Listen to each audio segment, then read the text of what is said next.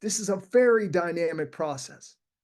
There's moving pieces, there's pressure, there's a ton of variables. And you cannot believe how many people get themselves in trouble by sitting down at the table without doing their homework and preparation prior to the negotiation.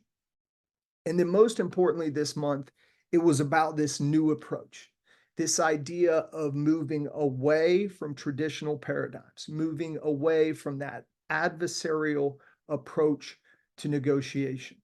And I showed these popular books. If you don't even crack the cover of these and just read the titles, remember, first thing that comes to mind, adversarial negotiation.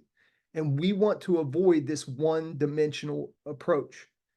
And now we've evolved to this idea of 3D negotiations. We're going to start to think about negotiations as more complex, more dynamic, right?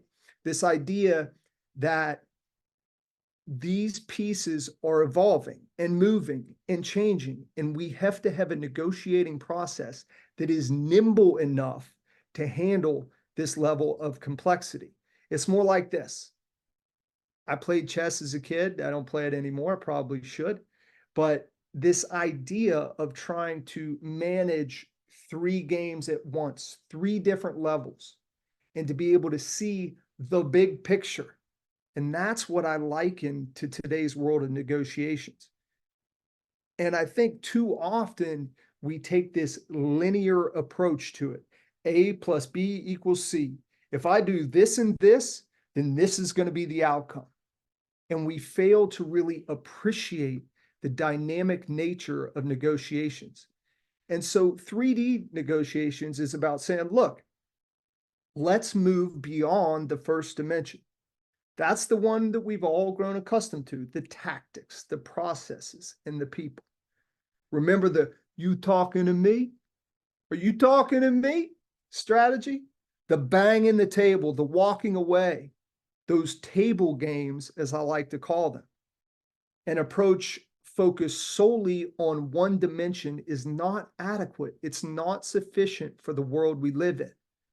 The second dimension you see here about starting to design this deal in a way that it can enhance the value for both parties, right? Finding ways to expand the pie and design a deal that creates greater value for all involved.